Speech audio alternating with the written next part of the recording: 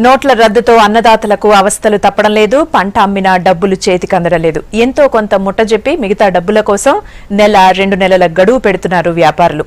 పాత 1500 నోట్లే ఇస్తూ ఉండడంతో వాటిని మార్చుకోలేక ఇబ్బందులు పడుతున్నారు. వరంగల్లోని ఏనుమామల వ్యవసాయ మార్కెట్లోనూ ఇది ఆసియాలోనే అతిపెద్ద మార్కెట్గా పేరుగాంచింది.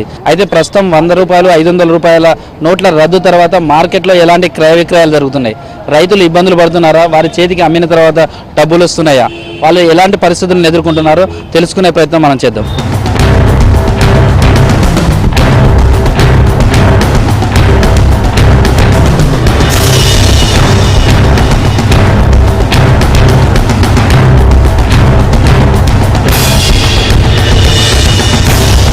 ఆసియాలో అతిపెద్ద మార్కెట్ ఏనుమాముల వ్యవసాయ మార్కెట్. ఇక్కడికి వివిధ జిల్లాల నుండి పంటల్ని తీసుకొస్తారు. పత్తి, మిర్చి, ధాన్యం, మొక్కజొన్న పెద్ద ఎత్తున విక్రయానికి వస్తాయి. ఎంత సరుకొచ్చినా అదే రోజు అమ్ముకోగలిగే సామర్థ్యం ఉండడమే అందుకు కారణం. ప్రతిరోజు వేలాది మంది రైతులతో కళకళలాడే మార్కెట్ పై ఆధారపడి వేలాది మంది జీవిస్తారు. పత్తికి మంచి ధరే ఉన్నా నోట్ల రద్దుతో అమ్మకాలు నిలిచిపోయాయి. సార్, మాకు 500 రూపాయలు 1000 రూపాయలు చెల్లడం లేదు వల్ల మేము మార్కెట్కి పత్తి కూడా తక్కువ తీసుకొస్తున్నాము. బ్యాంక్ ద్వారా చెల్లిస్తామని అకౌంట్లు ఇవ్వని అంటుంటారు సార్. మాకు చాలా ఇబ్బంది ఉంది సార్. అట్లానే అందుకనే పత్తి కూడా తీసుకొచ్చడం చాలా కష్టం అవుతుంది. అక్కడ కూలి వాళ్ళకి ఇచ్చుడు కూడా ఇబ్బంది అవుతుంది. 10,000 వెళ్ళి 1000-1500 వాళ్ళు ఇస్తాను. కడప మాకు 1000 కావాలంటే 1000 రూపాయల నోట్లు 500 రూపాయల నోట్లు ఇస్తాను. అవి పట్టుకపోతే ఇప్పుడు మాకు మందు బత్తాల కాడ వాళ్ళు తీసుకుంటలేరు, కుట్టు మందుల కాడ వాళ్ళు తీసుకుంటలేరు. ఇప్పుడు లేబర్ కాడ వాళ్ళు కూలోళ్ళు 100 నోట్లు అయితేనే అత్తనంటారు. 100 రూపాయల నోట్లు అవే కావాలి మాకు, 500 1000 అంటే వాళ్ళు తీసుకుంటలేరు. మాకు అన్నిటికీ ఇప్పుడు వచ్చిన ఇబ్బంది బాగా అవుతుంది మా పైసలకు. పత్తి కొన్న వ్యాపారులు చెక్లు ఇస్తున్నారు. మరికొందరు పాత 1500 రూపాయలు ఇస్తున్నారు. మార్కెట్ కమిటీలు కూడా బ్యాంకుల ద్వారా లావాదేవీలు జరిపేలా చర్యలు తీసుకుంటున్నాయి.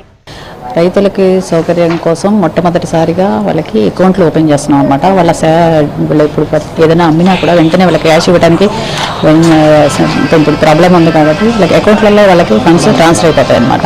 దాని గురించి మేము వచ్చిన రైతులందరికీ అకౌంట్లు ఓపెన్ చేస్తున్నాము. అకౌంట్తో పాటు వాళ్ళకి ఏటీఎం కార్డు పిన్ కూడా ఇమ్మీడియట్గా ఏటీఎం కార్డు కూడా ఇచ్చేస్తాము.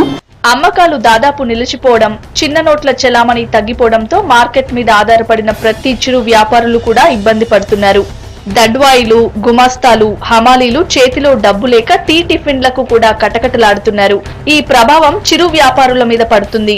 పని చేసినా కానీ మాకు 500 నోట్లు కనీసం కష్టపడే నైట్ ఏమైనా లాభం ఉన్నా కూడా చిల్లర ఇస్తలేరు. అక్కడ చిల్లర ఇయ్యని పరిస్థితి.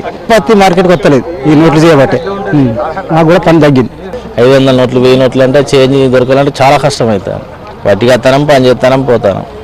పొద్దుగా చేసే పని 1-2 గంటలలో అయిపోతుంది. సరుకు రావడం లేదు. ఒకవేళ సరుకు వచ్చినా కూడా రైతులకు డబ్బులు ఇవ్వడం లేదు. ఇక్కడ ఏమున్నా ఖర్చుల మంది. ఇప్పుడు కనీసం కూలీ పోయినా రోజుకు 400-500 దొరుకుతాయి మాకు. ఇక్కడ ఇవాళ ఇంకా అండ పెడతాను 150 రూపాయలు దొరుకుతాయి నాకు.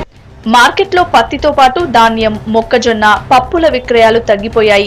ఆ యార్డుల్లోని బంద్ వాతావరణం కనిపిస్తోంది. తక్కువ దిగుబడులు వస్తుండటంతో 2-3 గంటల్లోనే కాంటాలు పూర్తవుతున్నాయి. మార్కెట్ కమిటీల ఆదాయానికి పెద్ద నోట్లు గండి పెట్టాయి.